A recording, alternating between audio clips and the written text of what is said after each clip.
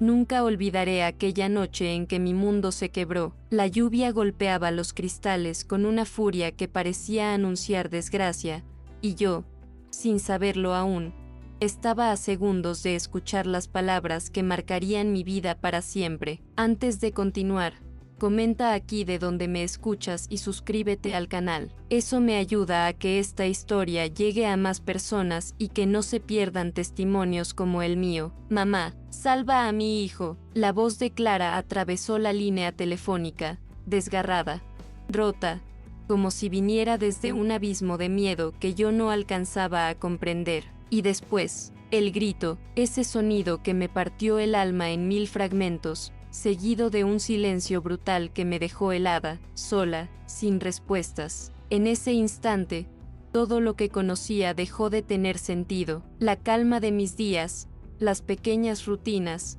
las certezas de mi fe, todo se esfumó frente a ese vacío ensordecedor. Era como si el universo me hubiese arrancado el suelo bajo los pies, y lo único que me sostenía era la desesperada certeza de que debía encontrar a mi hija y proteger a mi nieto, aunque no supiera todavía cómo ni contra quién luchaba. Mis mañanas solían comenzar temprano, cuando el aire aún conservaba ese frescor húmedo que traía consigo el rocío. Me levantaba despacio, con el peso de los años en las rodillas, y abría las contraventanas de madera para dejar entrar la luz suave del amanecer. Desde allí podía ver mi pequeño jardín, con sus geranios rojos y las macetas de albahaca que cuidaba con un cariño casi maternal. Ese espacio era mi refugio silencioso, el rincón donde podía hablar con Dios a través de las plantas, como si cada brote fuera una plegaria hecha vida. El barrio donde vivía,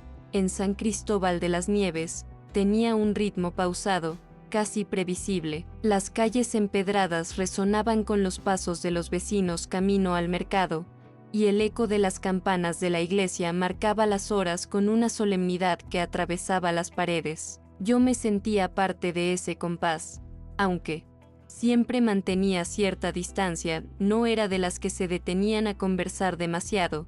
Prefería observar y guardar mis pensamientos. Mi discreción era conocida, pero también me protegía de la curiosidad excesiva que abundaba en la comunidad. Cada mañana, después de ordenar la casa, encendía la radio antigua en la cocina. El murmullo de las voces me hacía compañía mientras preparaba un café suave y unas tostadas. El olor del pan caliente mezclado con la mantequilla llenaba la estancia, y yo pensaba en lo afortunada que era de tener esas pequeñas certezas. Me gustaba sentir el calor de la taza entre mis manos, como si pudiera sostener un pedacito de calma antes de enfrentar lo que el día trajera consigo. Esa rutina, repetida con paciencia, me daba estabilidad en medio de una vida sencilla. La soledad de mi hogar se aligeraba cuando sonaba el teléfono y era Clara. Ella solía llamarme entre turnos en el hospital, con esa voz cansada pero firme que siempre lograba alegrarme. Mamá,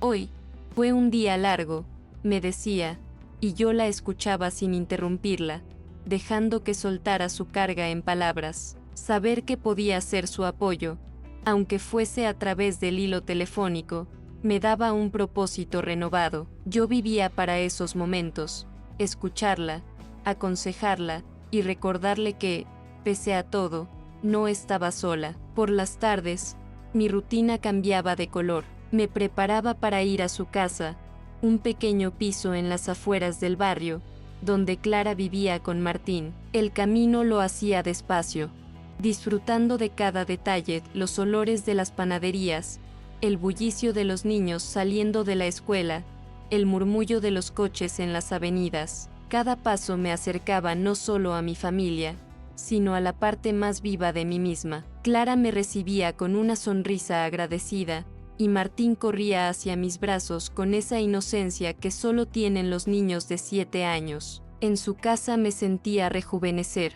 Cocinábamos juntas, hablábamos de lo cotidiano, y yo cuidaba de Martín cuando ella debía atender sus responsabilidades. Me encantaba ayudarlo con las tareas escolares, aunque a veces fingía no saber tanto solo para escuchar cómo él me explicaba las cosas con su seriedad infantil. Ese brillo en sus ojos era mi mayor tesoro. Clara solía mirarnos en silencio, con una mezcla de cansancio y ternura, como si agradeciera que yo pudiera darle a su hijo lo que a veces la vida le quitaba a ella, tiempo y calma. Aún así, en medio de esa armonía sencilla, yo percibía sombras. Clara no siempre estaba dispuesta a hablar de su pasado, especialmente de aquel hombre que había marcado su vida con cicatrices invisibles. Cuando yo insinuaba algo, ella desviaba la conversación, bajaba la mirada y cambiaba de tema. Aprendí a respetar esos silencios,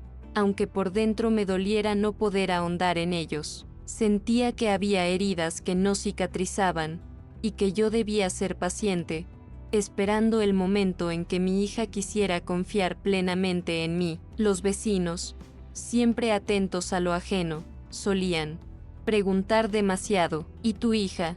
¿Cómo está? ¿Sigue trabajando tanto en el hospital? Yo respondía con frases cortas, sin darles más de lo necesario. Sabía que la discreción era mi escudo, y no quería que Clara se convirtiera en el blanco de chismes o sospechas. El barrio podía ser cálido, pero también cruel. Las miradas curiosas, los comentarios entrecortados, todo eso era parte de un tejido social que envolvía nuestras vidas como una red difícil de esquivar. Al caer la noche, cuando regresaba a mi casa, me acompañaba el silencio. Encendía una vela junto al crucifijo del salón y rezaba. Pedía por Clara, por Martín y por mí, para que nunca me faltaran fuerzas. Mi fe era un sostén que me mantenía de pie, aunque a veces mis rodillas temblaran. En ese recogimiento, el tic-tac del reloj de pared me recordaba que el tiempo no se detenía, y que cada día era una oportunidad más para amar y cuidar a los míos. Mi vida,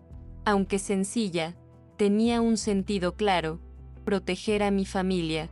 Desde que enviudé, esa misión se volvió aún más fuerte. La ausencia de mi esposo me dejó un vacío inmenso, pero también me dio la determinación de no dejar que nada ni nadie quebrara lo que me quedaba. Vivir para Clara y Martín era mi razón de ser, y cada decisión, cada esfuerzo, estaba guiado por ese amor incondicional. Había días en que la nostalgia me visitaba con fuerza. Recordaba los veranos en que mi esposo aún vivía, las comidas compartidas en el patio, las risas que llenaban el aire. Esa memoria era dulce y dolorosa al mismo tiempo, como una herida que cicatrizó pero dejó marca. Cuando la melancolía se hacía demasiado pesada, buscaba refugio en los ojos de mi nieto.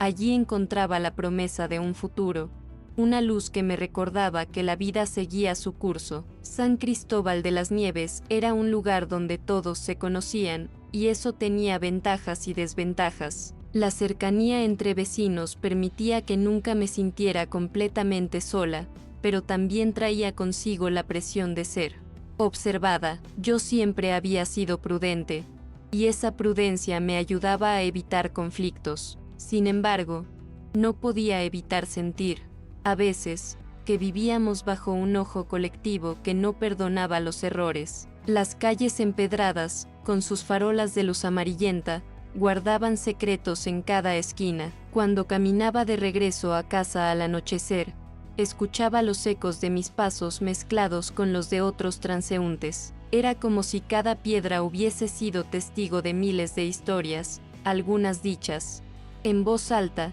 otras escondidas en los susurros de la noche. Yo era consciente de que nuestra historia también formaba parte de ese entramado invisible. En mi cocina, el olor de los guisos era parte de mi identidad. Me gustaba preparar lentejas con chorizo, platos sencillos pero cargados de memoria. A veces invitaba a Clara y a Martín a comer, y ese gesto pequeño nos mantenía unidos. Compartir la mesa era una manera de recordarnos que, pese a las dificultades, siempre teníamos un lugar donde volver. Ese calor hogareño era lo que me hacía sentir útil, viva y enraizada. La relación con mi hija tenía un componente especial. No éramos solo madre e hija, éramos también amigas. Ella confiaba en mí más de lo que reconocía, y yo en ella encontraba la fuerza de seguir adelante. Había discusiones, claro, sobre su trabajo excesivo, sobre cómo cuidaba de Martín, pero esas tensiones se deshacían con un abrazo o una mirada sincera. Sabíamos que, al final, lo único que importaba era estar juntas. Martín era mi alegría constante, su risa llenaba los rincones más grises de mi vida, y verlo crecer me recordaba que el tiempo, aunque cruel, también traía regalos. Me gustaba observar cómo se concentraba al dibujar, cómo sus manitas se manchaban de colores. En esos instantes sentía que el mundo era un lugar seguro, que nada podía romper ese pequeño círculo de ternura, pero en el fondo, había un temor latente, una sensación de que esa paz era demasiado frágil. La casa que habitaba, aunque modesta, estaba llena de recuerdos. Cada mueble, cada objeto tenía una historia detrás. El sillón desgastado en el salón, donde mi esposo solía leer, era ahora el lugar donde yo me sentaba a coser o simplemente a pensar. Vivía rodeada de memoria, y eso me daba tanto consuelo como tristeza. A veces me preguntaba si algún día Clara y Martín sentirían lo mismo cuando me recordaran a mí. El paso de los años había templado mi carácter, ya no me alteraba fácilmente, y había aprendido a valorar los silencios tanto como las palabras. Esa serenidad me hacía parecer fuerte ante los demás, pero en mi interior llevaba un cúmulo de miedos. Miedos a la soledad, al futuro incierto, a no poder proteger lo que más amaba. Esos temores no los compartía con nadie, eran míos, y los guardaba como se guarda un secreto. En las festividades del pueblo, cuando las calles se llenaban de música y luces, yo participaba de forma discreta. Me gustaba ver a Martín correr con otros niños, mientras Clara intentaba relajarse un poco. Observaba desde un banco, sonriendo, pero siempre atenta. Era como si mi corazón nunca pudiera bajar la guardia del todo. La alegría colectiva me envolvía, pero en lo profundo siempre había una alerta que no sabía de dónde provenía. Así era mi vida antes de aquella noche fatídica, tranquila en apariencia, tejida con rutinas sencillas, con momentos de ternura y también de silencios cargados de sombras. No imaginaba que todo estaba a punto de tambalearse, que el equilibrio frágil que sostenía nuestro mundo iba a quebrarse de un modo tan brutal que ninguna de nosotras volvería a ser la misma. Esa madrugada la lluvia caía con una fuerza que hacía temblar las ventanas. El viento golpeaba contra las persianas como si quisiera arrancarlas, y yo apenas conciliaba el sueño cuando el teléfono comenzó a sonar. El timbre cortó la oscuridad como un cuchillo, obligándome a incorporarme con el corazón desbocado. Sabía que una llamada a esas horas no podía traer buenas noticias. Al descolgar, la voz de Clara me atravesó como un rayo. «Mamá, salva a mi hijo». No eran palabras normales. Estaban impregnadas de un terror que nunca antes le había escuchado. Quise responder, preguntarle qué sucedía, dónde estaba, pero apenas logré pronunciar su nombre. Entonces, aquel grito desgarrador irrumpió y heló la sangre en mis venas. Fue un sonido humano y, al mismo tiempo, inhumano, como si el dolor se hubiese materializado en un solo alarido. La línea se cortó de pronto, dejándome atrapada en un silencio ensordecedor. Me quedé con el auricular en la mano, temblando, incapaz de reaccionar durante unos segundos. El reloj de pared marcaba las 3 de la madrugada, y yo sentía que el tiempo se había detenido en ese instante. La lluvia seguía repicando contra el cristal, implacable, como si quisiera recordarme que aquello no era una pesadilla, que todo estaba sucediendo en la realidad. Mis piernas flaquearon, y tuve que apoyarme en la mesa para no caer. La imagen de Clara y de Martín se mezclaba en mi mente con un torbellino de preguntas sin respuesta. ¿Qué significaba ese pedido desesperado? ¿Qué clase de amenaza los acechaba? ¿Por qué me pedía salvar a su hijo y no a ella? Cada duda era como una espina que me perforaba el pecho, y yo no tenía a quien recurrir en ese momento. Lo primero que hice fue intentar devolver la llamada, una y otra vez. El teléfono sonaba sin que nadie respondiera. La impotencia creció dentro de mí, una sensación de estar atrapada entre la urgencia y la imposibilidad. Quise salir corriendo hacia su casa, pero la tormenta era tan fuerte que apenas se veía la calle desde mi ventana. Me sentía presa en mi propio hogar, sabiendo que cada minuto podía ser decisivo y que yo estaba perdiendo tiempo valioso. Recuerdo haber encendido todas las luces, como si la claridad artificial pudiera disipar la oscuridad de la incertidumbre. Caminaba de un lado a otro, con el auricular todavía en la mano, llorando sin darme cuenta.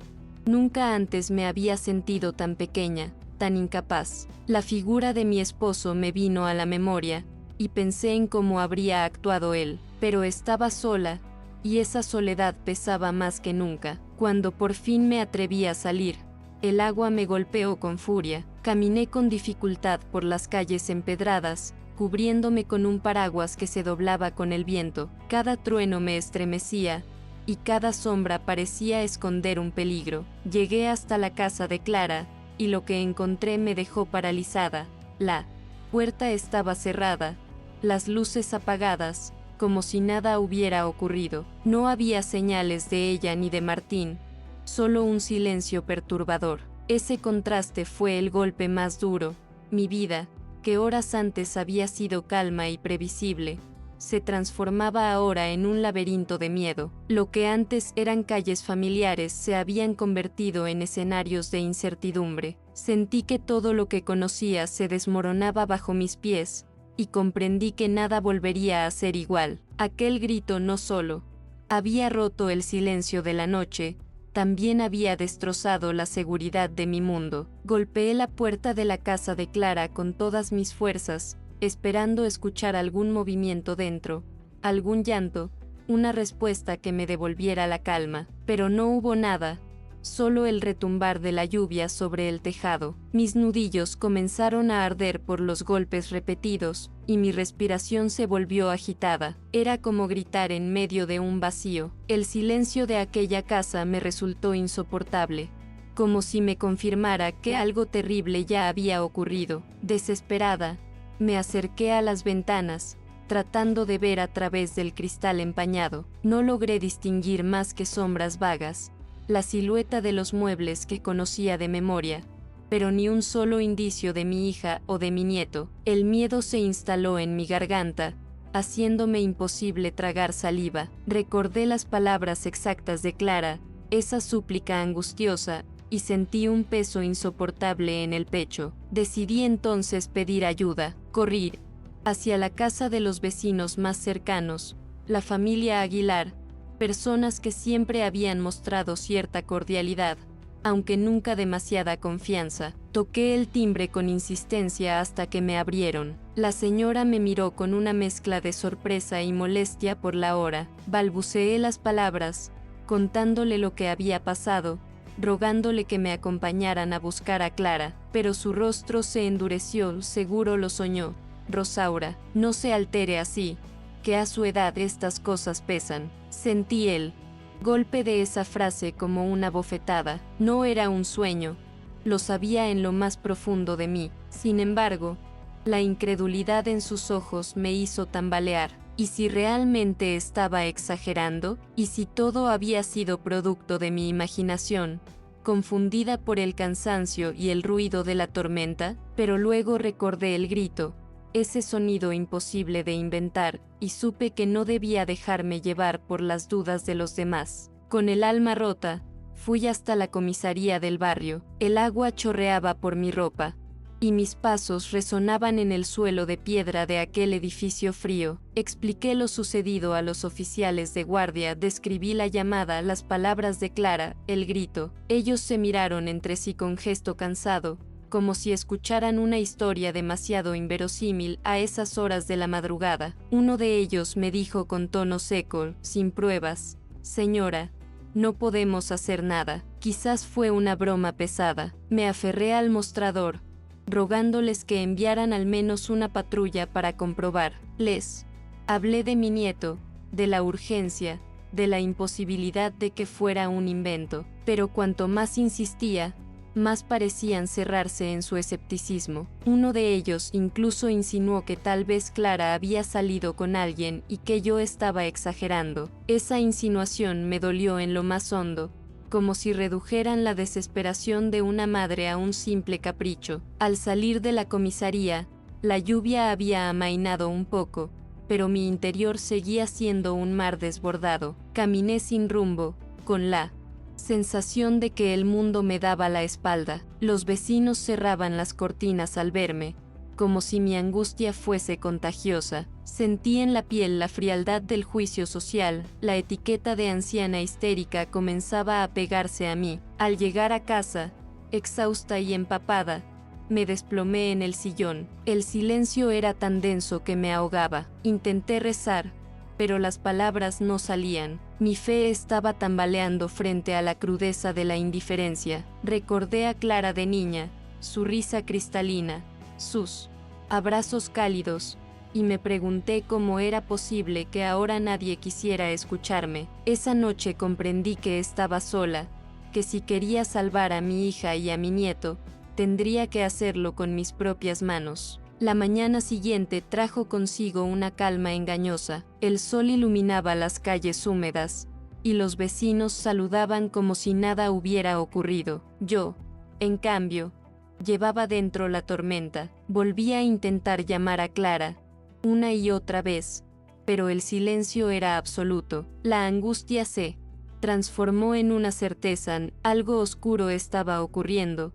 y yo no podía quedarme inmóvil. Fui a casa de Clara de nuevo. Esta vez, en plena luz del día, la fachada parecía más indiferente que nunca. Toqué, llamé, supliqué, nadie abrió. Entonces me di cuenta de que había detalles que antes no había notado: un macetero roto en la entrada, como si hubiera sido golpeado, y un pañuelo que reconocí como de Clara tirado cerca de la puerta. Esos signos, pequeños pero reveladores, me dieron el impulso que necesitaba para seguir buscando respuestas. Me dirigí al hospital donde trabajaba mi hija. Pregunté por ella, tratando de mantener la calma en la voz. La recepcionista me informó que Clara no había asistido a su turno, algo completamente fuera de lo normal. Esa confirmación fue como un puñal. Mi hija estaba desaparecida. Sentí que las piernas me fallaban, pero me obligué a mantenerme en pie. Tenía que ser fuerte por Martín,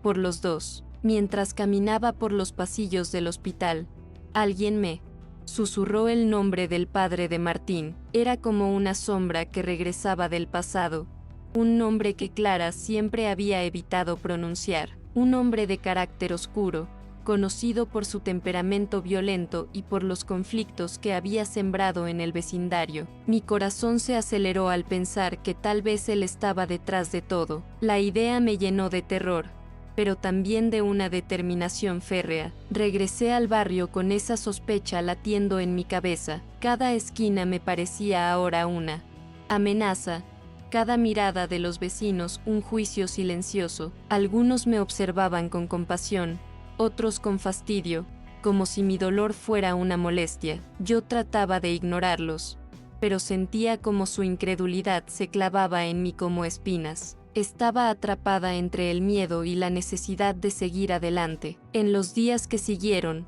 busqué pistas en cada rincón. Revisé la casa de Clara una y otra vez, encontrando pequeñas señales de desorden que no coincidían con su forma de ser. Un cojín fuera de lugar, un vaso caído en el suelo, una puerta que no cerraba bien. Eran detalles mínimos, pero para mí tenían un significado enorme. Allí había ocurrido algo. Nadie podía convencerme de lo contrario. La hostilidad de la familia del hombre no tardó en aparecer. Una tarde, al acercarme a preguntar si habían visto a Clara o a Martín, me cerraron la puerta en la cara. Antes de que se cerrara del todo, escuché las palabras que me helaron: deje de inventar historias, vieja loca. Está asustando a los niños. Esa humillación se grabó en mi pecho como una herida abierta, pero más allá del dolor, me confirmó que estaba tocando un punto sensible, que ellos sabían más de lo que querían admitir.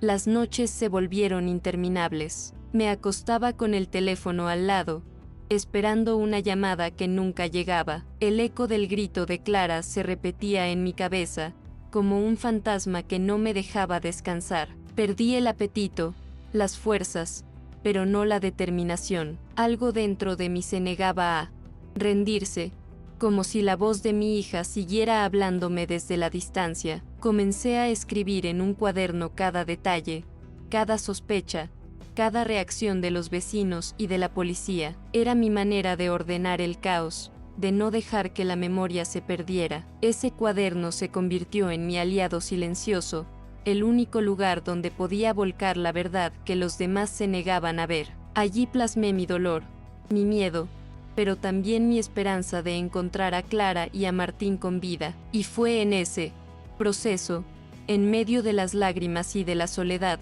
cuando algo empezó a cambiar en mí. Descubrí que no podía esperar que los demás me creyeran, que no podía depender de autoridades indiferentes ni de vecinos cobardes. Si quería salvar a mi familia, debía convertirme en algo que nunca había sido, una mujer dispuesta a desafiarlo todo, incluso mis propios límites, para enfrentar la oscuridad que amenazaba con devorarnos. Las horas que siguieron fueron una agonía interminable. El sonido de aquel grito no dejaba de repetirse en mi mente como un eco que me desgarraba por dentro. Caminaba de un lado a otro en mi sala, con las manos temblorosas y la mirada perdida, sin saber a quién acudir ni qué hacer primero. El reloj avanzaba lento, cruel, mientras yo sentía que cada segundo podía significar el final para Clara o para Martín. Decidí salir bajo la lluvia. La tormenta no se había calmado, pero nada podía detenerme. Mis pies me llevaron hacia la casa de la expareja de mi hija, un hombre cuya presencia siempre me había inspirado desconfianza. La oscuridad de la calle parecía susurrar advertencias, pero mi instinto de madre y abuela era más fuerte que cualquier miedo. Con cada paso, sentía que me adentraba en un territorio prohibido, donde la razón ya no importaba. Cuando llegué frente a aquella casa, el corazón me golpeaba con violencia en el pecho. Las luces estaban apagadas, pero una sombra detrás de las cortinas me hizo contener la respiración. Dudé unos segundos, consciente de que podía poner en riesgo mi propia vida, pero el recuerdo de la voz de Clara me empujó hacia adelante. Toqué la puerta con fuerza, llamando a gritos, sin importar que los vecinos pudieran escucharme. El silencio como respuesta fue peor que cualquier amenaza. Me acerqué a una ventana, intentando divisar algo en el interior. Fue entonces cuando escuché un ruido, un movimiento seco, como de alguien arrastrando algo pesado. El pánico me atravesó, pero no me permití retroceder. Golpeé el cristal, con la palma abierta, exigiendo que me dejaran entrar, sintiéndome al borde de la locura. De pronto, una voz masculina retumbó desde adentro. «Lárguese, vieja entrometida». Aquellas palabras confirmaron mis sospechas. Clara o Martín estaban allí. No podía permitir que me cerraran el paso. Empujé con todas mis fuerzas la puerta, que cedió apenas unos centímetros. La furia me llenó de una energía desconocida, como si mi cuerpo cansado hubiera olvidado la edad y la fragilidad. Dentro, el ambiente era asfixiante. La penumbra escondía rincones cargados de amenaza, y cada objeto parecía observarme. Sentí que estaba invadiendo la guarida de un lobo, pero no había marcha atrás.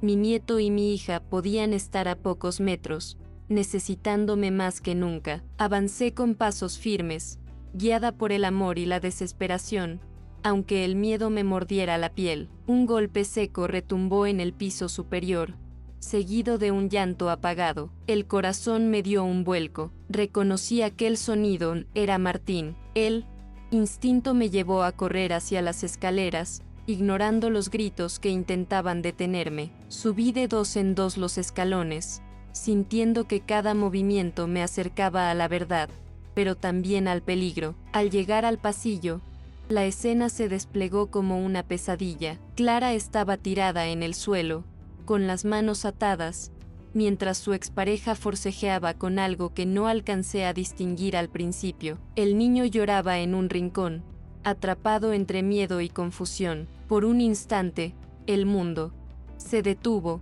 La rabia, el dolor y la impotencia se mezclaron en mí como un fuego imposible de apagar. Grité su nombre con todas mis fuerzas, y esa voz, cargada de una energía que jamás había sentido antes, lo distrajo lo suficiente para que soltara a Clara. Aproveché ese instante para correr hacia Martín, cubrirlo con mi cuerpo y abrazarlo como si pudiera fundirlo dentro de mí. Era mi nieto, mi sangre, mi razón de existir, y no pensaba permitir que nada lo apartara de mí. El enfrentamiento fue inevitable. En medio de la tormenta que rugía afuera y del caos que reinaba en aquella casa, descubrí que el coraje de una abuela desesperada podía desafiar cualquier sombra. No tenía armas, ni fuerza suficiente, pero sí una voluntad indestructible, proteger a los míos, sin importar el costo. Y en ese momento entendí que ya no era la mujer prudente y silenciosa que siempre había sido. Me había convertido en una leona. El caos de aquella noche parecía no tener fin. El hombre, furioso por mi intromisión, se lanzó contra mí con violencia. Sentí su fuerza empujarme hacia atrás, casi derribándome, pero no solté a Martín. Lo sujetaba con tanta firmeza que me dolían los brazos, como si el miedo pudiera arrancarlo de mi pecho en cualquier momento. Clara, aún débil, intentaba levantarse del suelo, pero sus fuerzas parecían agotadas. Un golpe en la cabeza me hizo tambalear. Vi luces, sombras, todo giraba a mi alrededor. El dolor era punzante, pero el llanto de Martín me devolvió a la realidad. No podía rendirme. Apreté los dientes y, con lo poco que me quedaba de energía, me interpuse de nuevo entre el agresor y mi nieto. No pensaba permitir que pasara por encima de mí, aunque ese fuera mi último acto. La tormenta afuera rugía como si acompañara nuestra lucha. Los relámpagos iluminaban el rostro desfigurado de aquel hombre, lleno de odio, dispuesto a destruirlo todo, pero también iluminaban la determinación de Clara, que poco a poco, con un coraje que desconocía en ella, logró desatarse las manos y levantarse tambaleante. «¡Basta!», gritó ella con una voz quebrada pero firme, colocándose a mi lado. En ese instante entendí que ya no estaba sola. Éramos dos mujeres dispuestas a resistir contra la oscuridad.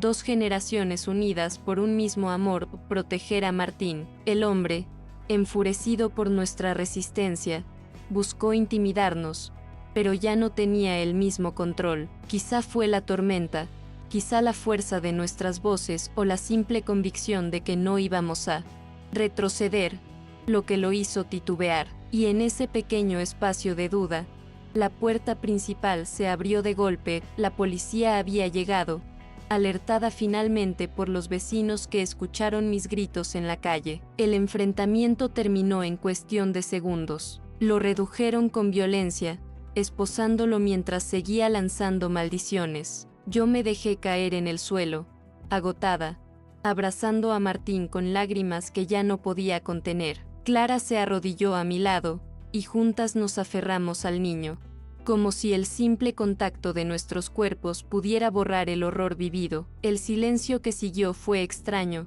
casi irreal. Solo se escuchaba el golpeteo de la lluvia contra el techo y los sollozos entrecortados de Martín. La casa, antes escenario de amenaza, parecía ahora un cascarón vacío, testigo de una pesadilla que al fin comenzaba a desvanecerse. Me miré las manos, estaban ensangrentadas, temblorosas, pero no me importaba. Lo único que sentía era alivio. Clara estaba viva. Martín estaba conmigo. Esa certeza era más poderosa que cualquier herida, que cualquier cicatriz que me acompañaría en adelante. La policía nos condujo fuera, y el aire frío de la madrugada me golpeó el rostro como un recordatorio de que aún existía un mundo más allá de aquel infierno. Caminé bajo la lluvia con mi nieto en brazos, sintiendo que, pese al dolor, había cumplido mi promesa de madre y de abuela. Esa noche entendí que la fortaleza no se mide por los años, ni por la apariencia de fragilidad. La verdadera fuerza nace del amor, y el mío había sido lo bastante grande como para desafiar la tormenta, la violencia y la indiferencia del mundo entero. Los días posteriores fueron un torbellino de emociones y silencios. La ciudad, siempre tan atenta a la vida de los demás, murmuraba sobre lo ocurrido. Sentía las miradas en las calles, algunas de compasión, otras de crítica, como si hubiera hecho algo indebido al irrumpir en aquella casa, pero yo no me arrepentía. Había salvado a Clara y a Martín, y eso era lo único que importaba. Clara pasó semanas recuperándose, no solo de las heridas físicas, sino del peso emocional que arrastraba. Yo la acompañaba en cada paso, preparando sopas, sosteniéndole la mano en las noches de insomnio, recordándole con suavidad que no estaba sola. Martín, aún asustado, dormía conmigo muchas veces, buscando en mi pecho la calma que el miedo le había arrebatado. Yo también llevaba mis propias cicatrices. Al mirarme al espejo, veía moretones que tardaban en desvanecerse, pero lo que más dolía no eran las marcas visibles, sino el eco del grito de mi hija aquella noche. Ese sonido seguía persiguiéndome en sueños, recordándome lo cerca que estuve de perderlo todo. Sin embargo, algo había cambiado en mí. La mujer prudente y silenciosa que fui durante años había quedado atrás. Descubrí dentro de mí una fuerza que no sabía que existía, una certeza de que el amor puede vencer incluso en los escenarios más oscuros. Esa revelación me hacía caminar más erguida, aunque el cuerpo aún me doliera. Con el tiempo, las autoridades comenzaron a reconocer mi testimonio. Lo que al principio fue desestimado como exageración de una anciana,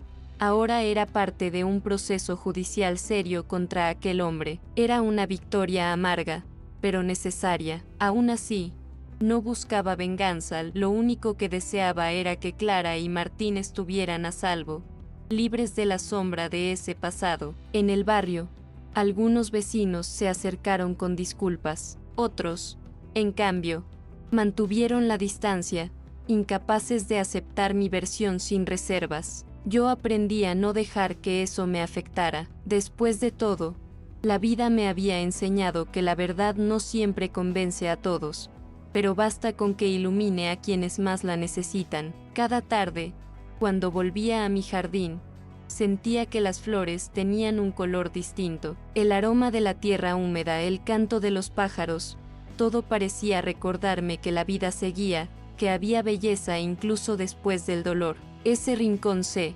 convirtió en mi refugio, un espacio donde podía respirar sin miedo. Clara y yo comenzamos a hablar más de lo que nunca lo habíamos hecho. Conversaciones largas, a veces dolorosas, donde salían a la luz secretos, culpas y silencios que habían pesado durante años. Fue duro, pero también liberador. Entendimos que nuestra relación se fortalecía precisamente en esa franqueza tardía. Martín, poco a poco, volvió a sonreír con la inocencia que parecía haber perdido. Sus juegos en la sala, sus carcajadas tímidas que volvían a llenar la casa, eran la señal más clara de que, pese a todo, aún había futuro. Hoy, al mirar atrás, sé que esa noche de tormenta no solo cambió nuestras vidas, nos obligó a mirarnos con valentía y a reconocer que el amor, cuando es verdadero, puede atravesar cualquier tempestad. Historias como esta no pueden más quedarse en silencio.